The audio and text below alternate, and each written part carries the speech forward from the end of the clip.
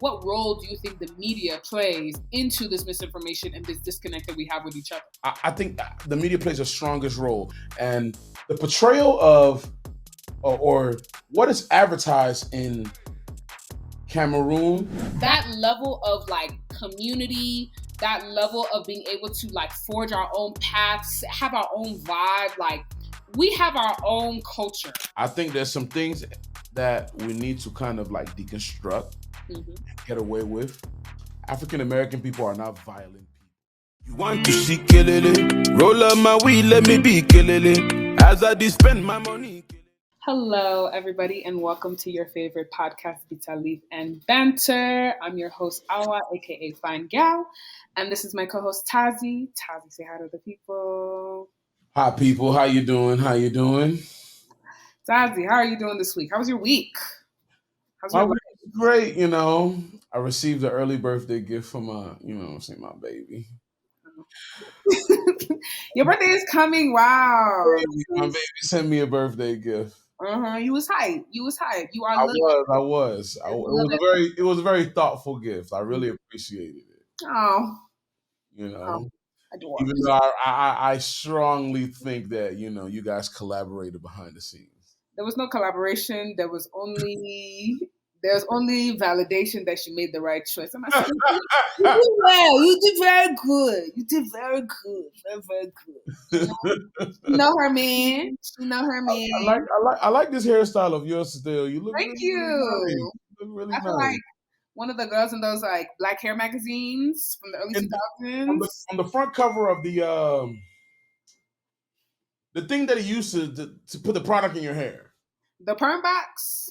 Perm, whatever it is, gel, whatever, any type of product that you used to put in your hair, like you look like one of them girls. Thank you. I miss the era of like black hairstyles in black media and in advertisement and marketing.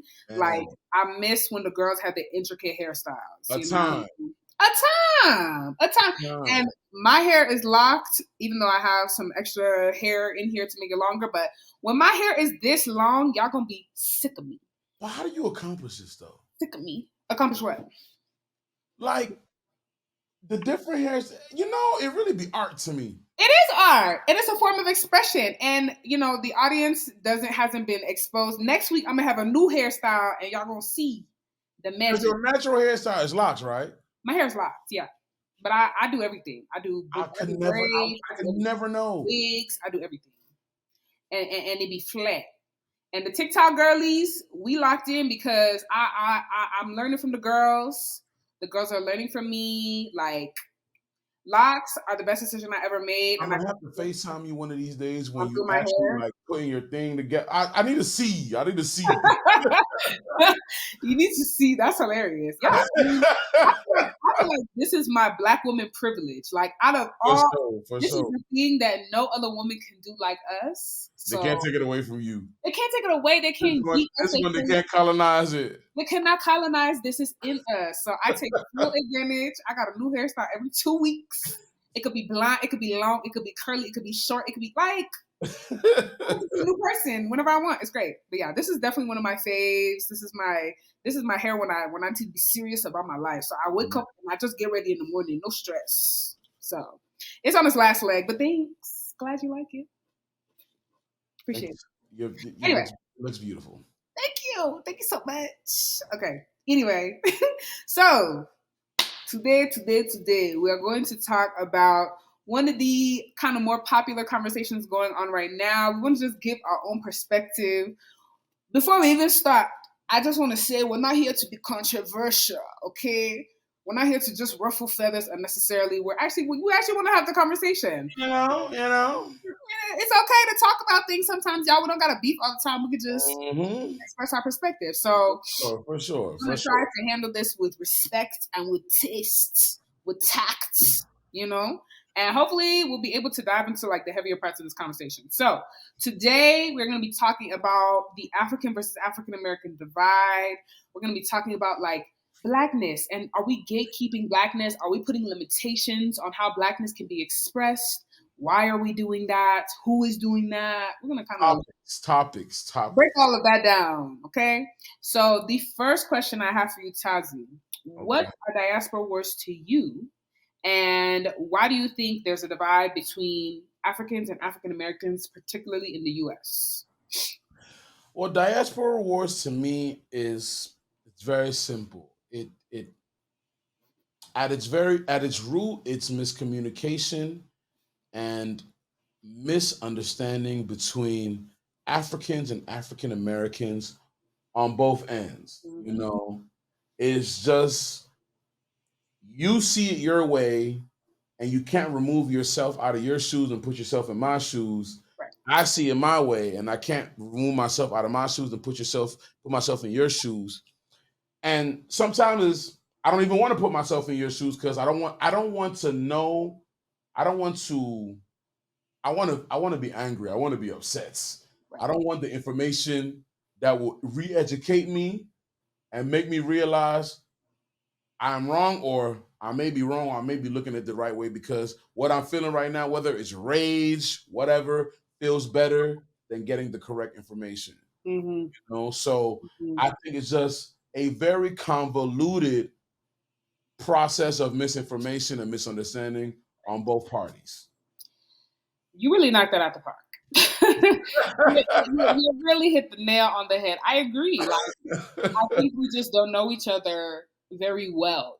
And I think that there's pressure to know each other, but there's not enough correct information being passed along like across the pond, Yeah. So there's historical disconnect. We have different histories, and given that this is like a country of African Americans, we know more about their history than they know about our history. So we may feel like a little bit misunderstood, a little bit, there's just disconnect. There's just disconnect. There's cultural clashing. Our cultures are different. But again, we're all being like thrown into this bucket of just black. But even within this bucket, we're like, we're different. Or we're not all just black. There are differences, right? Exactly. So you kind of brought up misinformation. So what role do you think the media plays into this misinformation and this disconnect that we have with each other? So, the media plays I think the media plays the strongest role. So, for example, when I was going to school in Cameroon, I went to school in Cameroon for the people who don't know. I was born in the United States and my parents made the decision for me to go to school in Cameroon.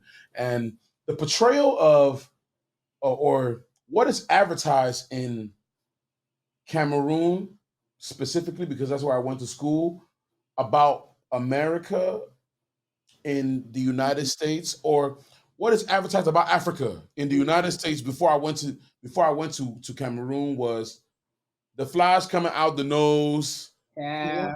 For one penny a day, you can save 100 African children. I had that white lady singing that sad ass song. Man, sad ass song. Then it made me believe that like white people could do no harm. Because it was only white people doing these things, going to Africa with feeding these kids these spoons of beans. It'd be beans and rice. It'd be rice and beans, Peanut butter. I was just like, man, yeah. I thought everybody in Africa was poor and just like hungry. Right. Then when your own people, can you imagine the power of media? It's the most important tool that you can utilize, in my personal opinion. Right. Media. Right. America only exports media.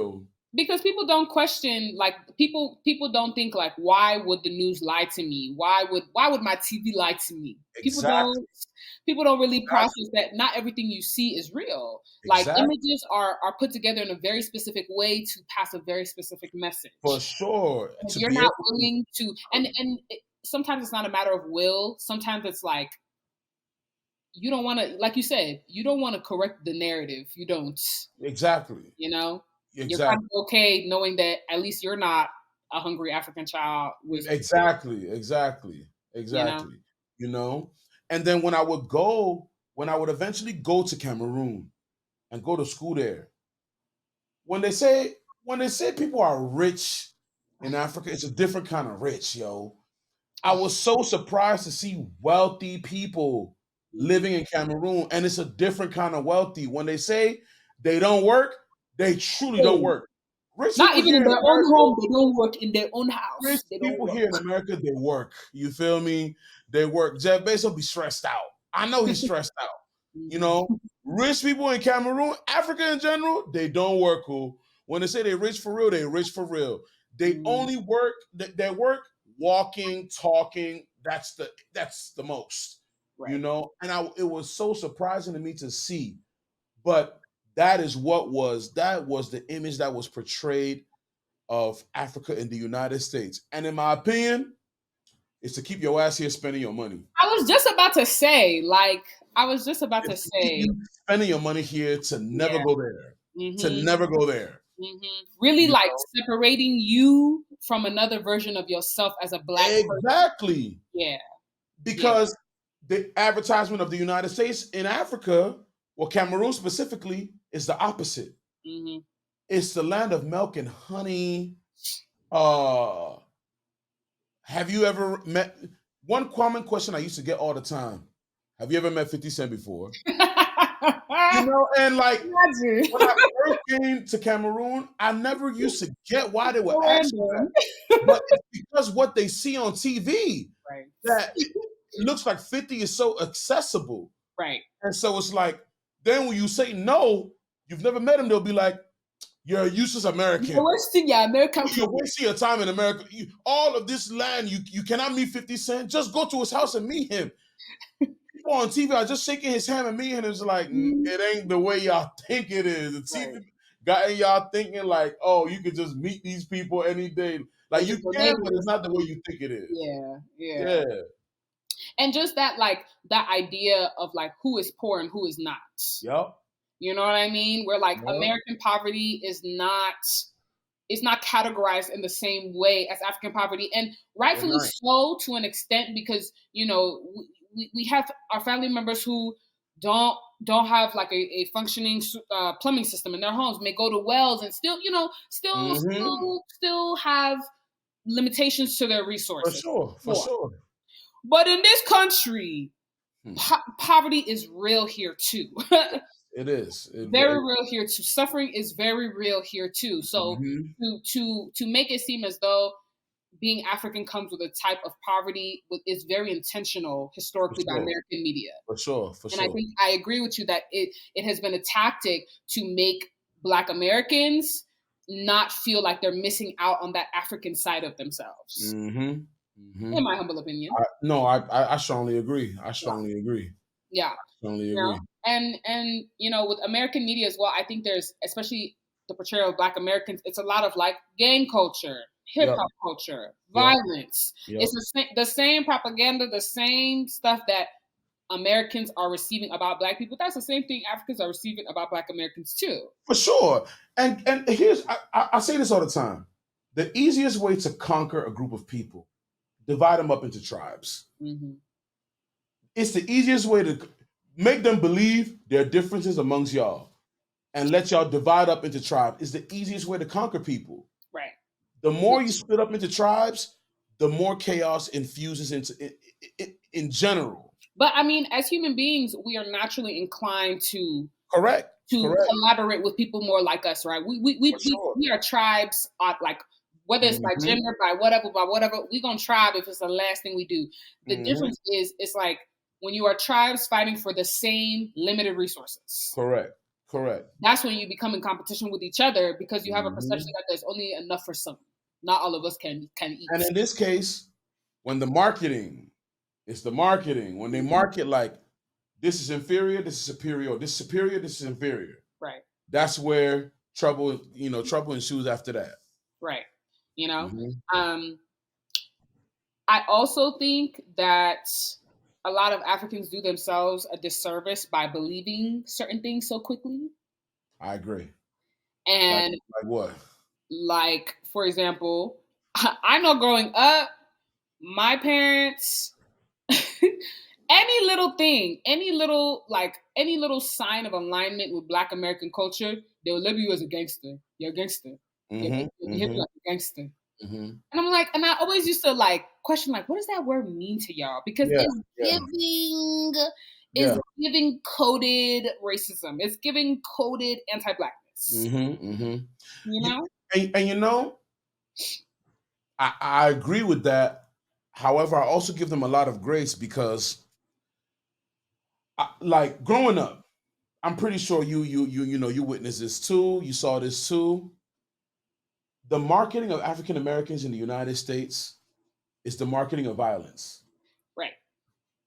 and it's very intentional. Right. In You TV grow up, shows, in commercials, you grow up, you watching cops on TV. 80-90% of what you see on cops is black people getting arrested. Right. Are you trying to tell me that it's only black people committing crimes in the United States? Bullshit. Right. Why don't you show the white folks? Right. And if you do, show them at the same preponderance that you're showing the black people. But it's very intentional for you to show the black people committing all these crimes. Right.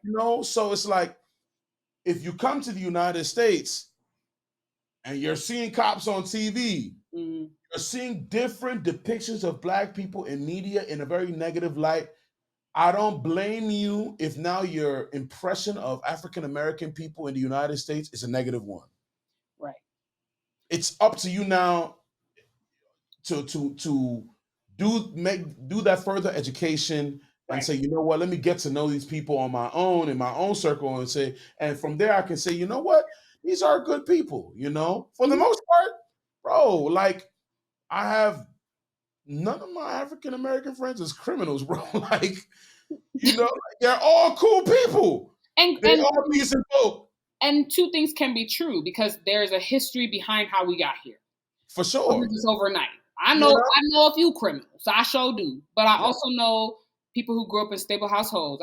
There are varieties, just like there are with us. So my next question for you. For sure. How much of the tension between us do you think comes from misinformation and ignorance?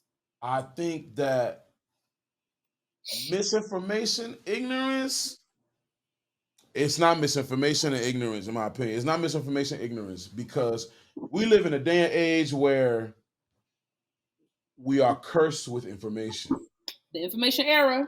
Overabundance of information. It's so much information, we dumb. Right. We don't even know how to use the information because it's so much. Mm-hmm. So you cannot give me an excuse that, it's not information, or no. What it really is you haven't done the information, or you don't care for the information, you don't want to do the information, and you just want to be angry and upset and mad, and you just want to sling mud and cuss people out on the internet and just be angry because it feels good. You get some type of pleasure out of it, but you don't want to really get down to the root and solve the problem. So it ain't no misinformation. The information is out there if you really want the information. Like, there is a right message and a wrong message. So whatever you think you're communicating to people, being it right or wrong, like, there's a right message and there's a wrong message. So pick your point. I agree to an extent. I also think that prejudice is passed down, right? Mm-hmm. I think prejudice can be inherited because you learn most people learn how to feel about other people from their parents, from their families, from the people around them, right? Correct. So it's not ideal that when something is passed down to you, you are actually looking into it and assessing the validity of it. Yeah. You're assuming that whatever information you're getting, particularly from your parents or people that you respect their perspective, you're assuming they're telling you the right thing, right? Uh-huh. But sometimes they're not telling you the right thing, and because you feel you want to honor what they're sharing, you don't look any deeper. If you're told that, Africans are this type of way, that type of way, this type of way, like, what are the chances that most people are going to be like, let me go see for myself? Not high. Most people take on what they are told, especially by people that they love and respect. Mm-hmm. So that's where I'm like, I give it a little bit of grace, because the power of prejudice is something that goes beyond anything that we understand. The power of prejudice is why we are where we are today. So, well, here's the thing. I call bullshit on it. And why? Because let's say you're a white guy and somebody told you in your generation that Africans are a piece of shit, blah, blah, blah, blah. Mm-hmm. At some point, be it on social, in this day and age, be it on social media or somewhere, you're going to hear an African person speak in a way and you're like, wow, that guy is smart. And it's opposing exactly what my dad said African people are. And something in you is going to have to spark something to say, yo, I need to go something. I need to go and see whether this information is valid. But you choose not to do it, and you choose to believe what your daddy told you. Yeah, So because people are very comfortable with being ignorant. Like for people are sure, very okay with not being well informed, and especially they like to feel now. good. Yeah, I mean, people's ignorance fuels them feeling higher. For, You know, this fuels the hierarchy. Like for this sure. makes me feel better than you. This makes me Hmm. feel like I have some level of power over you if I can believe the negative things that I've been told about you. Like, For sure. So, and even with being in an information era, it's really astounding how gullible people are. Yeah. Like it will Very, never cease to amaze me very, very, very, very, how very, quick very, people are to just believe anything. very, very, very, very. I think sometimes they intentionally don't want to go do the research because they don't want to find out that they're wrong. Because Yeah, it's exactly. this This is this confirmation feeling, bias. That's what that is. yeah, it's confirmation bias, Confirmation This bias. feeling It's that I'm all it getting is. right now that this guy is or this woman or this person, whatever, is a piece of shit feels really good right now. It confirms something for me. So I And don't I want to. think I think that is really the root of the diaspora wars is like just confirmation bias. It is. It You've been is. It passed is. I down would agree. prejudice, I would you've agree. taken on prejudice by your environment, by your community. It makes you feel better about who you are and your side of the line of identity. So you are literally choosing not to confirm or deny what you've been told. You're For just like, sure. "Yep, that's what I thought." I would agree. I would Yeah, agree. confirmation bias. Okay. My next question. Yep. So, being that African Americans are basically the native Black people of this country, what responsibility do you think Africans have in understanding African American history and African American culture? See what I'm trying to say? Native black people or native people? Native Black people, because they were brought here against their will, but they were the first. This is their land. Like their lineage is from here. You know, African Americans don't necessarily. Most of them don't say, "Oh, my people are from Nigeria." They say, "My people from Louisiana. My people from Hmm. Texas." Hmm. So they are native to this country, as far as how far they can recollect their lineage. For sure. For sure. In my opinion, they built the land as their country. It's their country, yo. You know. It, That's what I'm saying. They the native Black people of this country. This for their sure. country. You know. Yeah. But repeat your question one more time, please. So, what responsibility do you think Africans have Hmm. understanding African American history and African American culture? This their country. Do we owe it to them Oh, to understand how it go? Like, do we have a so responsibility to be with the so so so so I'm gonna flip it and put it on African people. Okay. How would an African person feel if an African American person came to Cameroon? And I'm using Cameroon as an example because I'm Cameroonian, Hmm. and were to kind of exalt themselves with a sense of privilege and pride and arrogance, but they're not of this land. Right. But they're benefiting from whatever Cameroon is germinating and producing for them. It's not a good thing to practice. I would advise get to know the people, get to know the get to know the culture, Hmm. study the history of Cameroon, get to know the customs of certain tribes in your area, Hmm. just as a sense of respect to the people. So that maybe, for example, let's say you go to the market on a Friday, and the custom is that when you go to the market on a Friday, you have to give a banana to the woman in the market as a sign of respect. But you show up and you don't have any bananas. It just doesn't feel, it just makes them feel like you don't respect me. You You don't know? respect my culture, but you're Yeah. benefiting in my country. Hmm. And so, what I would implore Africans to do is, bro, you're in the United States of America.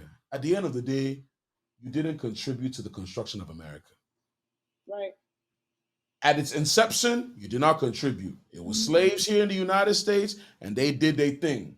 And these are their children, their grandchildren, their great grandchildren. And for that reason alone, study their history. Have some sense of empathy Right. and some sense of respect for the people that came before you.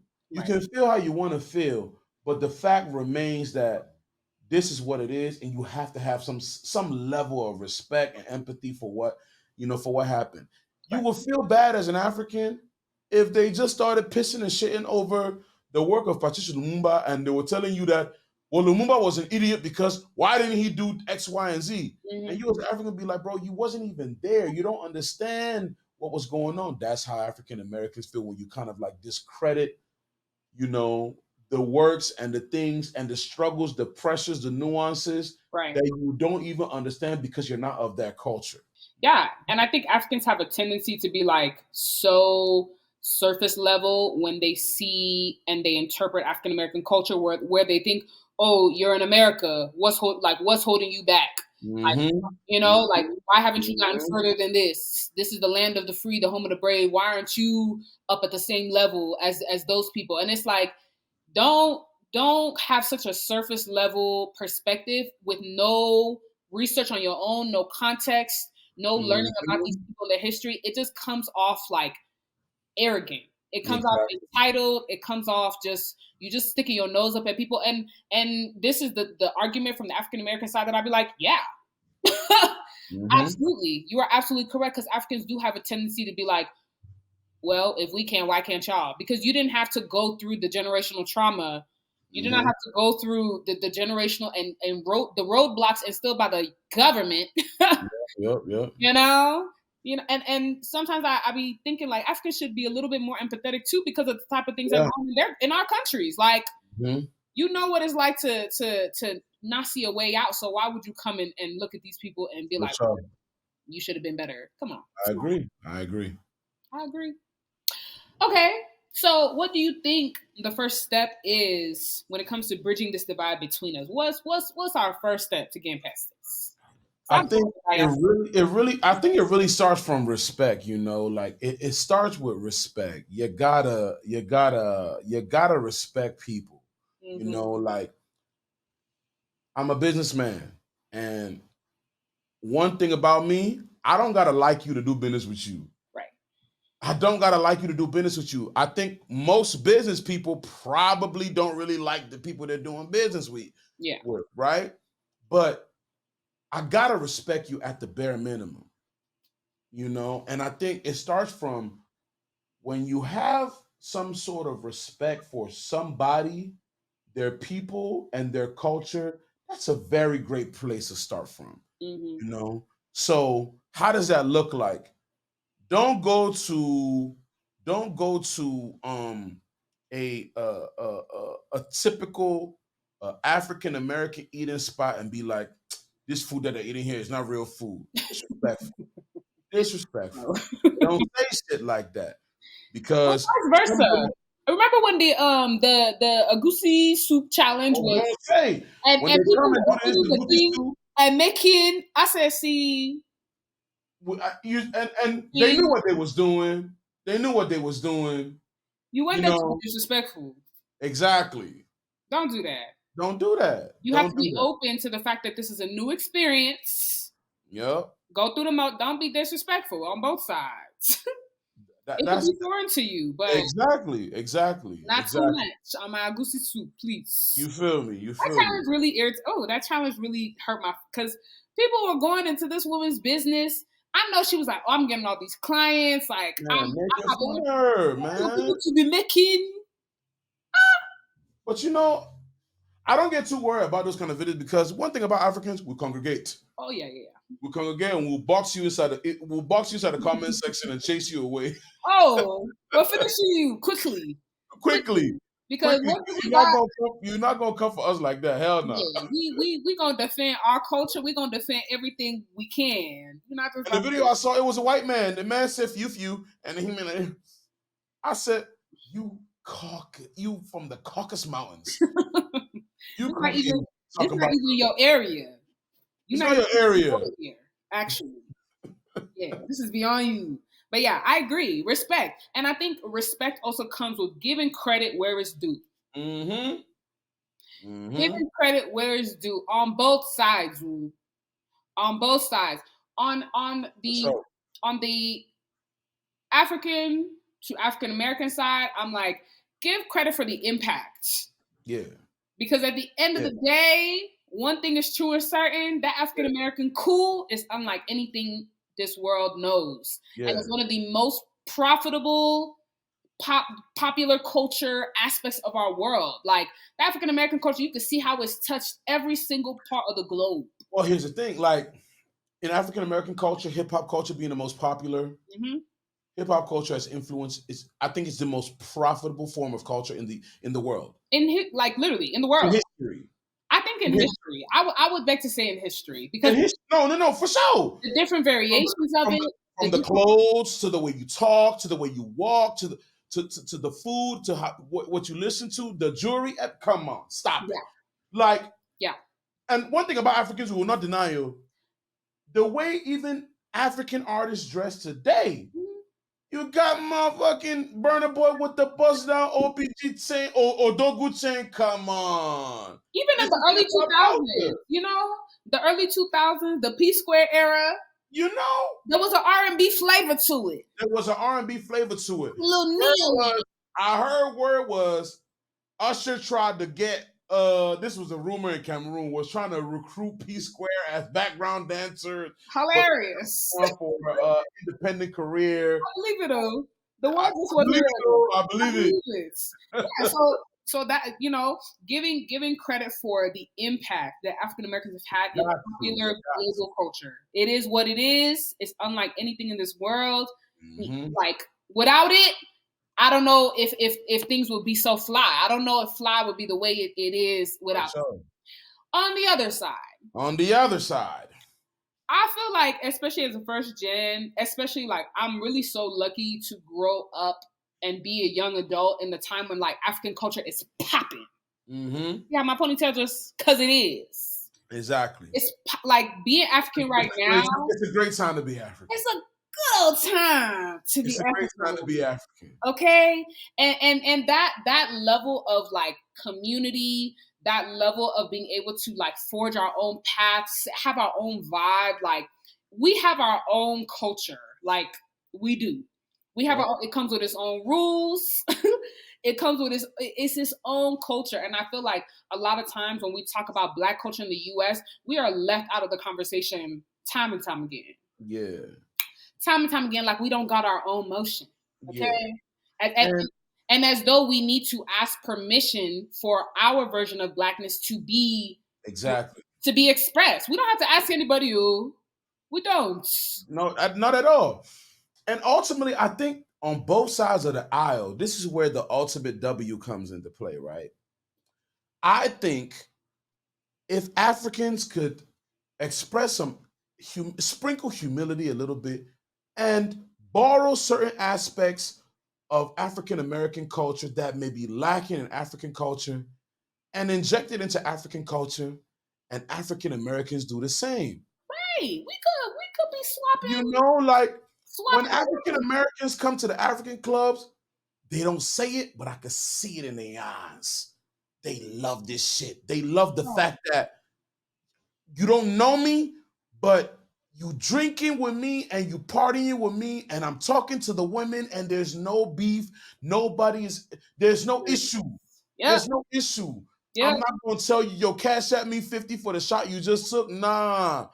We're having a good time tonight, and that's just what it is. We are a hosting people. It's what you call me the next day. I'll invite you over to my house, and I may have just met you last night, and just expect you to be a decent human being and give you food. Take your shoes off at the door. Sit you down. I will serve you food like a maid. Right. And you'd be surprised. You'd be like, yo, what the fuck? Because this is the reaction of my African American friends. It's they will what sit we in my living room, and I will cook for grown ass men. And to them, it's like, what the fuck, bro? But I think if we could borrow, there are aspects of African American culture that if we Africans could borrow from that and put it into our culture and vice versa, we would do great. I think Africans can learn a lot from African Americans by kind of capitalizing on the arts. Right. Oh, yeah. You know, your kids who are maybe singers, good at acting, I don't know, debate. Right. Whatever. You know? And we live in the US. put them through some good courses or whatever programs to really strengthen that talent they have and make them go far. We're Right. not all destined to be engineers, doctors, and pharmacists Some people are just and poets. lawyers. Like Yeah, agreed. And you know, as you bring that up, this is something that highlights our historical differences, right? Because yeah, post-slavery, post-Jim Crow era, entertainment was one of the main forms in which 100% African Americans could see wealth. Was for becoming sure, a part of the entertainment industry. for Th- sure, That for is sure. that's one of their cheat codes. Living in Yep. this country that we would not be privy to because that's not a part of our history. Mm-hmm. School, being educated, those type of things are more in alignment with our historical background. And this is Mm-hmm. what we can learn. This is what we can learn. Put And I aside, don't knock it. I don't knock it either. you know. And on the flip side, I think that our ability to foster community, our Yeah. ability to hyper index on like real family values in a different way than this American funny kind of way. Like Yeah. really putting in work to show love. Like I tell you, I hate individualism. I hate it with all my heart. it's just not in us. It's just not in us. Not like this whole I'm gonna worry about myself and you worry about yourself or whatever. It's not in us. So at some point, what I do will start affecting you. Mm-hmm. And you're gonna have to confront me and have that conversation. Right.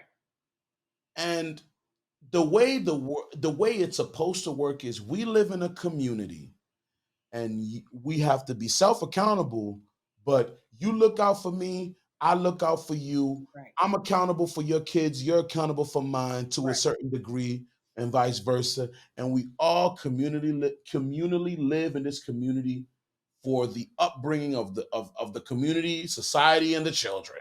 And the That's kids. how it's supposed to work. The kids. The kids, man. The kids. Because at the end of the day, the kids are all growing up together. Okay. The kids are all growing up together. And I remember like when I was younger, bringing my friends home and just like them seeing certain structural aspects to my household that they had never seen and going to their home and seeing other things that I had never seen. The kids is going to interact regardless. So it's in our best interest to like have a common understanding. Just an understanding. We don't have to kumbaya and come together and just be one. Yeah. Like, that community aspect because we only have each other. Hello. We only have each other. It's in our best interest to be on the same side of things, politically, economically, everything. I agree. Yeah. And I just hate and too, like we are more alike than we are different. Yes. We are more alike than we are different. I truly believe that. I feel like in the midst of people trying to place themselves in a position of power, because that is what our society is heavily focused on, power and capital, they're looking for who can I punch down on, who can I step on to show that I have more power, privilege, capital, whatever in this society. And it's like we all still fight for crumbs at the end of the day. So exactly, what do we fight for? We don't got much. Exactly. We don't have much. Once we Exactly. get some shit, okay, then we can start seeing who really got. But we, as a collective, we don't have much. Mm-hmm. We are always last in the race. So it's in our best. We all in this together. We all in this together. Let's hold hands and kiss. You know.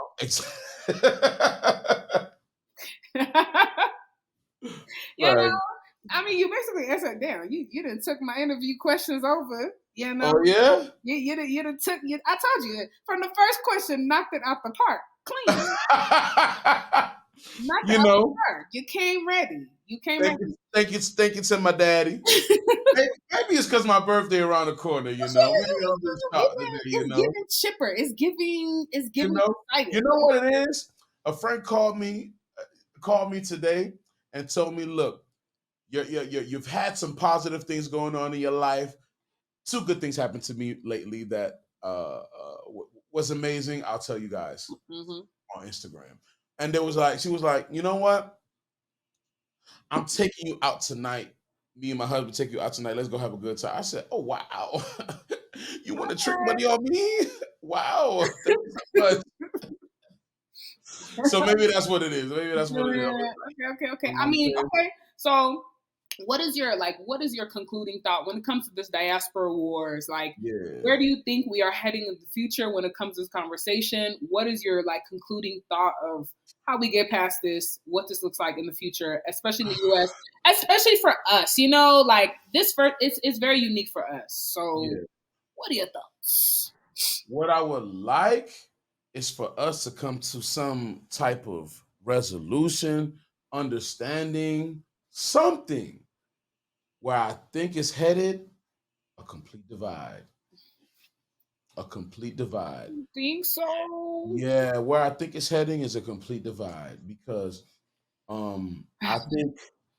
I think there is a cultural barrier on both ends where Africans are not really understanding the gripes of African Americans, Mm, and they don't really understand. Like somebody said, right? This was an African American person who was defending an African, mhm. like a hypothetical African. He was like, how can you really be mad at an African person who doesn't get offended by the word nigger or any of the things that you've gone through in this country? He never went through it. Mhm. Right. But at the same time, you can't be so dense and insensitive Mhm. that you at that point you refuse to understand the gripes. Right. You know that this thing evokes emotion in me. You know that it evokes some type of passion in me, but you refuse to understand. Mhm. You're just trying to conveniently place yourself in society to rise, right? And I say all this to Right. say that like it's giving a divide because I don't really see, and I have no data to back this. It's just based off of what I read in the comment section on the Shade Room. It's Shade Room comments, and when I get into heated arguments with African Americans that I don't know, Mhm. you know, it's like you guys be on this side, we'll be on this side. And every so often, a sprinkle of us will come into your circles, and y'all could show us like a sprinkle of us would end up in your circles, and y'all could capture those people and make them y'all friends, and vice versa. But outside of that, y'all gonna be on y'all side, we're gonna be on our side. That's what it really looks like, and I hope it doesn't get to that. Mhm. That's what I think it's really going to. You know? Damn. Well, I'm a little bit more hopeful. I Yeah. think that within a certain generation on both ends, it's done. It's never gonna be fixed. Like certain ignorance on both sides, it just So, is what it is at a certain age. But yeah, I think that because we were raised in America, yeah. we have the opportunity to pass down better understanding, more accurate information. Correct. You're right. We have the ability to break the curse of that gap by Yeah, for sure. passing a little bit more context down, right? Yeah, I think the first thing is we gotta stop being petty. Like there's such a pettiness there in is. this There diaspora war really is. where There every really little is. misunderstanding is just pick it just and Man. it just feels comical. It feels childish. It feels like you Yeah. people are not here for a solution. You're here to argue. You're here to You're argue. here You to want to be argue. you want to be upset. Like the Tyler situation, right? She's not West African, she's South African, but just the discourse. Yeah. I said this small incidents, Man. small misunderstanding, small. This is social cues. Y'all doing too much. Come on, bruh. People are dying. Like we gotta stop being so petty. Like I agree. it makes the conversation feel unimportant. It makes it seem like, oh, y'all don't got nothing better to do. Like clearly y'all are not serious people. Mhm. If I was a non-black person, I would look at this and just be like, these people are And not laugh. serious. And laugh. They're not serious. You're not serious. You know? So that's my first thing. My next thing is I feel like we just have to accept our differences. Yes. there are some areas that we will never see eye to eye. It For is sure. what it is. For sure. It is what it is. For And sure. and I feel like as long as these areas don't harm each other, it's fine. Like whatever. Because I'm mostly with my people, you mostly with your people. It's not like we are crossing paths often anyway. Mm-hmm. So I'm okay accepting that there are going to be some things that we do differently. I agree.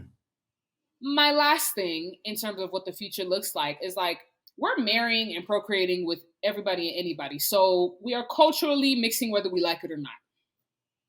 And I think that it would be a huge service to each other to learn and to participate in each other's cultures. For sure. Like when I went to my first rodeo, let me say something.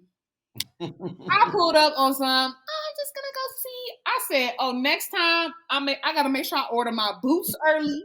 I gotta make sure my cowboy hat popping. I got like this is some culturing, this is some black culture in here. Yeah. Black culture going on in here. It's a subculture. It's a subculture. Down to the babies, okay? Yeah. Like we have to, and on the other side too.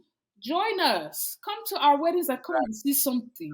Come and see our baby showers. Come and see our events. Like come and see how we do it. Man. Come through.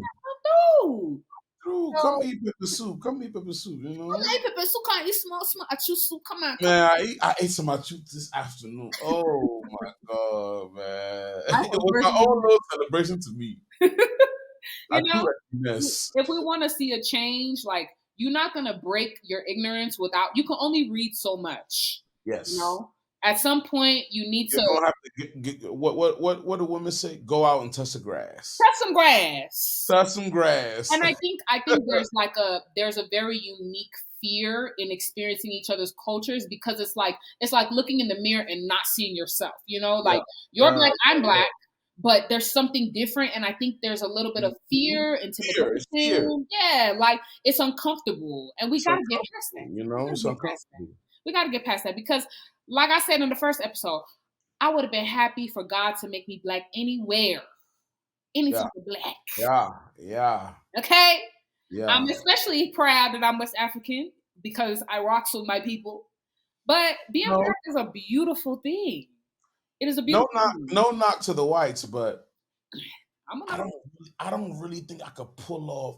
I think I had to sit up for this. Like I think I seen a white man get a fade and a black man get a fade. It just don't hit the same. It don't hit the same. When my barber line up my beard and do my haircut, it don't hit the same as like it looks good on a white man, but there's just something. Something.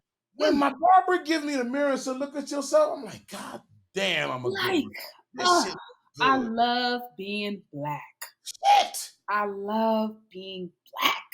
When people be like, "Oh, 4C hair or nappy hair," whatever they say, "Oh, it's inferior hair," got me fucked up. I can't achieve these results with loose hair. I couldn't be me if the curls weren't tight. You feel me? I couldn't be me if the curls weren't tight. So inferior hair, sure, I'll take it. You know, love it. We have to hyper index on the pride we have of being black and being open to experiencing other types of blackness and not trying to do this superiority complex thing because that's already put on us so much. Like we cannot keep putting this on each other. It is unproductive. It is immature. Mm-hmm. We could be passing like there's money to be passed. We could be 100%. You know, a lot of money to be passed. There's a lot of money that could be going around, but we're just so stuck in this division, wasting time, wasting food. So much food to be tasted, you know? So those are my thoughts. Anyway, anything else? I think we hit the yeah, we touched everything. You know? I have one thing to say. To my African people, especially the Africans of my parents' generation, I think there's some things that we need to kind of like deconstruct, get away with. African American people are not violent people. I think it's a bad assumption, or it's a bad thing to assume that somebody is a violent person without them actually doing violence to you, to stereotype them and say, oh, they're deceitful people. Y'all need to let go of that shit. True. Because somebody can wake up today and say Nigerians are deceitful. But the stats show, I think the number one country that is exporting the most doctors is Nigeria. Mm-hmm. Don't quote me on it. I think you own something. I believe that's the stat. Mm-hmm. But it's but it's those kind of things like, yeah, that could be the stereotype, but the fact actually is that they're actually very intelligent people. They work hard. They work hard. Yeah. So, and that's the thing about stereotyping people, like you cannot just wake up one day and say, I don't like these people because they're deceitful or they look like, or they're, it's not a good, unburden yourself of that nonsense. Right. Understand. But at the same time, African American people should know that we are heavily reliant on trust. Yes, we are. We are heavily, and we do a lot of work to build and maintain trust in each other. Correct. So a lot of that comes from I don't know you, and I need to get to know you, which is why I need to get to know them. Be open to actually having experiences with them so you can come to your own conclusions. But it's a cultural difference. One I think is we can work through, but yeah, we got to trust each other. We got to work on that. Yep. We got to work on that. But yes, I think you make a fabulous point. So we will end on that note. That being said, you guys have a great day. And we'll see you in the next one. And we'll see you in the next video. You want to see Kelele? Roll up my weed, let me be Kelele. As I spend my money.